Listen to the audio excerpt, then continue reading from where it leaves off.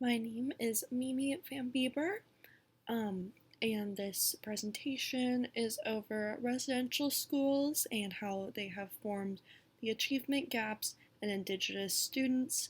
This is particularly focused in North America.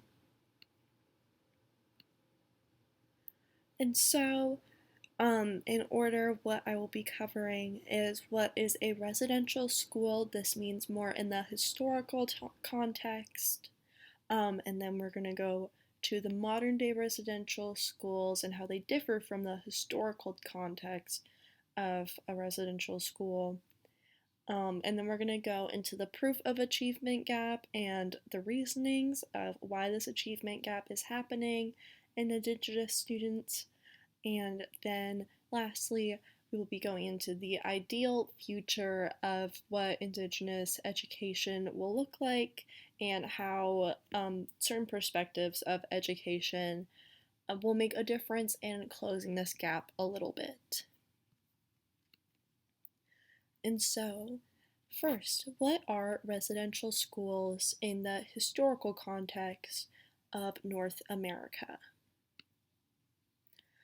Residential institutes were a part of a mass genocide inflicted on Indigenous peoples. These institutions were called schools, and it is where children were forcibly taken from their homes. Their parents did not have any say of where their child would be going or if their child could be taken from them. The children were forcibly taken, put into these institutes, and these institutes' main purpose was to strip the child of their Indigenous culture and identity. This is a tactic in genocide, and this tactic has been named aggressive civilization. And it is when a group of people is forcibly stripped of their own culture and pushed into another culture of whoever the oppressor may be. The first residential school, it was located in Bradford, Ontario, and was named the Mohawk Institute, and it was opened in 1831. The last school was located in Saskatchewan, and it was called Gordon Indian Residential School. This closed in 1996. And now we're going to look at how modern residential schools differ from historical residential schools. There is no official definition for a modern day residential school. Instead, they are categorized by location. More specifically, the location being if the school resides on an Indigenous area, a state protected Indigenous area, or Indigenous owned land. A lot of things that tie these schools together are the underfunded parts of them and how they are heavily reliant on community and how there's not one singular instructor most times. It is a whole community providing meals and lesson plans and things to learn for the students. These schools are not in relation to the genocidal residential schools from the 19th and 20th centuries. They share a same name, but these modern residential schools are widely just known as res schools. They are more meant to honor and remember Indigenous cultures rather than to erase them. They are meant to heal and restore what has been taken away. And these forms of residential schools are not limited to Indigenous children. Anyone of any race or background can attend these schools, just pretty much as long as you live in the area and you are willing to contribute to their community. And so the actual achievement gap of Indigenous students, why did it start, and why is it an ongoing issue? The main causes for the achievement gap is outdated laws put into place during the time of colonization in North America, and these laws are still ongoing. These laws restrict funding going into Indigenous areas so that parents could be seen, or areas could be seen, as an unfit place to raise children. These laws are still in place today, limiting a lot of funding going to modern day residential schools. Second is a cycle of abuse that has been formed with residential historical schools and how it's still affecting many today.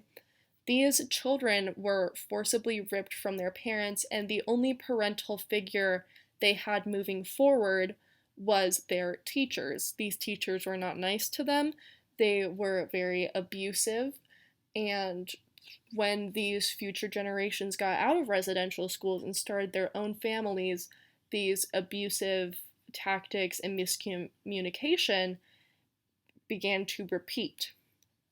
Because of this cycle of abuse, descendants of survivors from historical and residential schools have a higher rate of addiction issues, anxiety, depression, and a more frequent history of suicide.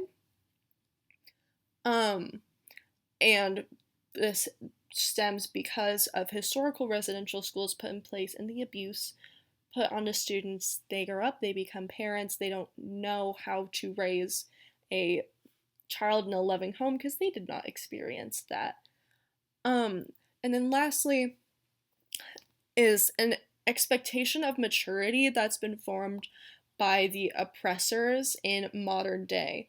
Indigenous peoples many times are thought to act mature for what they've gone through. They're thought to not supposed to have any anger left in them, any sense of unfairness, because what's in the past is in the past, and you are a stronger person in a stronger community of what you went through. But this expectation is actually not healthy, and it's very suppressive to what survivors of residential schools and their descendants are still going through today with this ongoing cycle of abuse.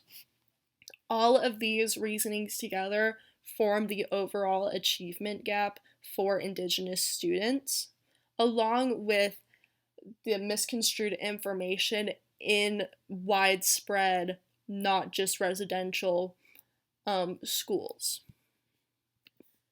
And this carries us in to the ideal future of Indigenous schooling, what should be done to improve an Indigenous student's education, and the ideal perspective to have going forward. And so, the main thing in widespread across the nation is integrating a more in-depth exploration of Indigenous peoples' history and giving students of all backgrounds a better understanding of Indigenous history.